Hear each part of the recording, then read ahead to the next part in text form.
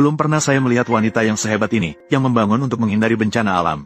Dia bahkan membangun dengan tangan kosong di halaman belakang rumahnya sebuah tempat perlindungan yang kokoh dan tahan lama, yang dapat menjamin keselamatan jiwanya meskipun terjadi gempa bumi atau tornado yang kuat di daerah tersebut.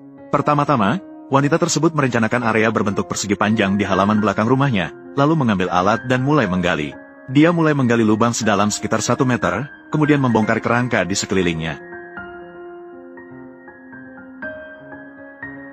Selanjutnya, dia melanjutkan untuk memperdalam rangka di bawah. Proses di sini juga tidak sulit, hanya perlu meninggalkan anak tangga di sisi kanan dan meratakan sisi anak tangga tersebut. Namun, ini masih jauh dari selesai. Dia kemudian melanjutkan untuk memperdalam rangka. Seiring dengan tanah yang diangkat satu demi satu, kedalaman rangka utama hampir mencapai yang diperkirakan oleh wanita itu. Seluruh pekerjaan penggalian membuat wanita tersebut sangat kelelahan. Untungnya, wanita tersebut bertahan. Tentu saja, dia juga akan meratakan sisi dan permukaan anak tangga di sebelah kanan. Akhirnya, dia hanya perlu membersihkan sisa-sisa tanah yang tertinggal. Melihat hasil jerih payahnya, wanita itu pun menunjukkan senyuman yang sudah lama tidak dia tunjukkan.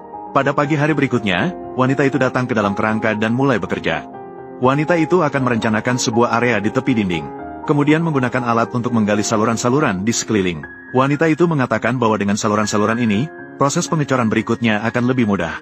Jadi setelah penggalian selesai, wanita itu akan menuangkan campuran semen dan pasir yang telah diaduk ke dalamnya dan meratakan campuran tersebut dengan sekop. Setelah itu, dia akan mengambil batang baja dan menyisipkannya secara berjarak ke dalam campuran pasir. Penulis akhir-akhir ini sedang mencari rumah. Teman saya memberitahu bahwa jika ingin menyewa rumah, disarankan untuk langsung menyewa dari pemilik melalui 58 tongceng, tanpa biaya agen. Tentu saja, batang baja yang sesuai panjangnya juga harus diletakkan secara horizontal hingga membentuk jaring baja yang lengkap. Proses ini tidak sulit, hanya perlu menghabiskan sedikit lebih banyak waktu. Setelah diikat dengan baik, wanita itu akan membawa papan kayu yang telah dibuat sebelumnya dan meletakkannya di bagian bawah kerangka. Mengelilingi dinding dalam lubang dengan cara yang rapi. Di tempat sambungan papan, wanita itu juga akan memasukkan sekrup untuk memperkuatnya. Kemudian menuangkan campuran semen dan pasir yang telah diaduk ke dalamnya. Mengingat kedalaman tempat perlindungan yang cukup, wanita itu terpaksa menggunakan metode pengecoran berlapis. Tanpa sadar, hari sudah gelap. Wanita itu segera menyelesaikan pengecoran dan meratakan beberapa langkah paling bawah. Keesokan paginya, wanita itu datang untuk membongkar papan-papan kayu. Inilah gambar efek dari dinding lapisan pertama yang sudah dicor. Selanjutnya, wanita itu akan memasang papan kayu di permukaan dinding. Di setiap sambungan papan, wanita itu akan memasukkan cukup banyak sekrup untuk memperkuatnya.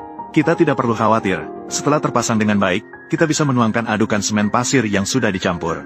Karena semen mengering lebih cepat daripada yang dibayangkan, kita harus bergerak cepat, agar bisa memastikan setiap lapisan terikat dengan